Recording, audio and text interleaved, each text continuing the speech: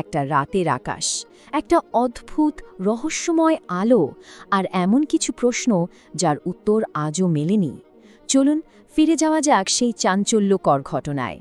সময়টা ছিল 18ই ডিসেম্বর 2025, আর জায়গাটা ছিল আমাদেরই জলপাইগুড়ি জেলা।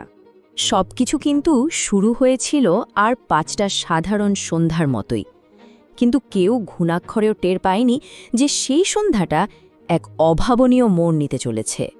সেদিন ঠিক সন্ধ্যা 7টা নাগাদ রাতের অন্ধকারকে একেবারে ছিঁড়ে দিয়ে আকাশে ফুটে ওঠে এক তীব্র আলোর রেখা। যারা দেখেছিল তাদের অনেকেই বলছিল ওটা নাকি একটা আলোর মালার মতো, যেটা নিঃশব্দে গোটা আকাশ জুড়ে ছড়িয়ে পড়ছিল। আর মজার ব্যাপার হলো, এই ঘটনাটা কিন্তু কোনো একটা নির্দিষ্ট জায়গায় ঘটেনি।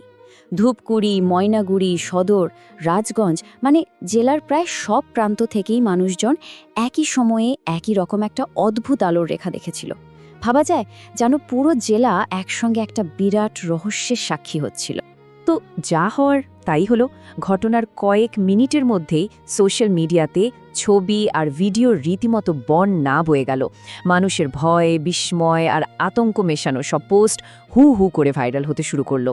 বেশিরভাগ মানুষই কিন্তু এই এক কথাই বলছিলেন, যেন মনে হচ্ছিল রাতের আকাশে কেউ একটা আলোর মালা পরিয়ে দিয়েছে। দৃশ্যটা একদিকে যেমন অদ্ভুত সুন্দর, তেমনই কিন্তু গা ছমছমে। কিন্তু ব্যাপারটা শুধু চোখে দেখার মধ্যেই থেমেছিল না। কেউ কেউ তো রীতিমতো শারীরিক অনুভূতি পেয়েছেন। এই যে প্রবল ঝাঁকুনির দাবি, এটা কিন্তু ঘটনাটাকে আরও অনেক বেশি রহস্যময় করে তুলেছিল, যেন এর সঙ্গে অন্য কোনো শক্তি জড়িয়ে আছে। আবার অন্য কেউ কেউ বলছিলেন তারা নাকি একটা অদ্ভুত শোঁ শোঁ শব্দও শুনতে পেয়েছেন। মানে একদিকে আলো, আরেকদিকে ঝাঁকুনি, আবার শব্দ।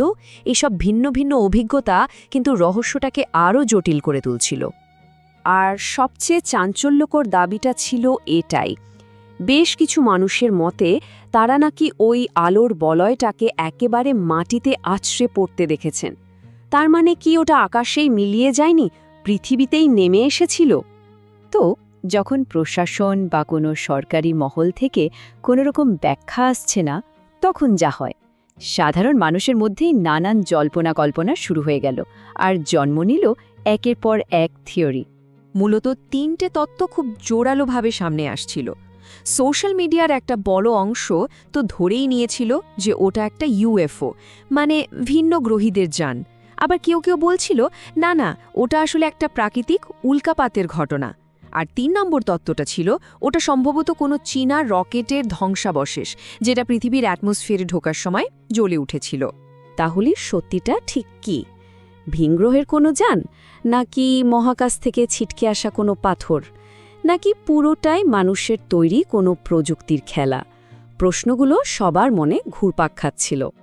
একদিকে যখন সাধারণ মানুষের মধ্যে এত উদ্বেগ, এত জল্পনা, তখন প্রশাসন কি করছিল? সত্যি বলতে কি, তাদের প্রতিক্রিয়া ছিল একেবারেই অপ্রত্যাশিত আর অদ্ভুত রকমের ঠান্ডা। জেলার পুলিশ সুপার ওয়াই রঘুবংশী শুধু একটা ছোট বিবৃতি দিয়েছিলেন। তার কথায় এখনও পর্যন্ত কোথাও কিছু পড়ার খবর নেই, কোনো ক্ষয়ক্ষতিরও খবর নেই। ব্যাস এইটুকুই। এই সাদামাটা উত্তরটা মানুষের অভিজ্ঞতার সঙ্গে যেন কোনোভাবেই মিলছিল না। আর এখানেই কিন্তু পুরো ঘটনাটার আসল দ্বন্দ্বটা সামনে চলে আসে।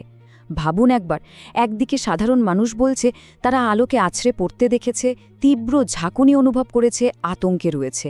আর অন্যদিকে প্রশাসন বলছে কোনো ধ্বংসাবশেষ নেই, কোনো ক্ষতি হয়নি, চিন্তারও কিছু নেই। এই 2 ধরনের কথার মধ্যে যে আকাশ পাতাল ফারাক, সেটাই কিন্তু রহস্যটাকে আরও কয়েক গুণ বাড়িয়ে দিয়েছে। তাহলে শেষ পর্যন্ত কি দাঁড়ালো? ঘটনাটা তো ঘটে গেল, কিন্তু রহস্যের জট খোলার বদলে যেন আরও জটিল হয়ে গেল। একদম, কোনো ধ্বংসাবশেষ পাওয়া যায়নি, কোনো ক্ষয়ক্ষতির খবর নেই, আর সবচেয়ে বড় কথা, কোনো বিশ্বাসযোগ্য ব্যাখ্যাও মেলেনি। তাই মূল প্রশ্নটা আজও কিন্তু একই জায়গায় ঝুলে আছে, সেই রাতে জলপাইগুড়ির আকাশে ঠিক কী দেখা গিয়েছিল?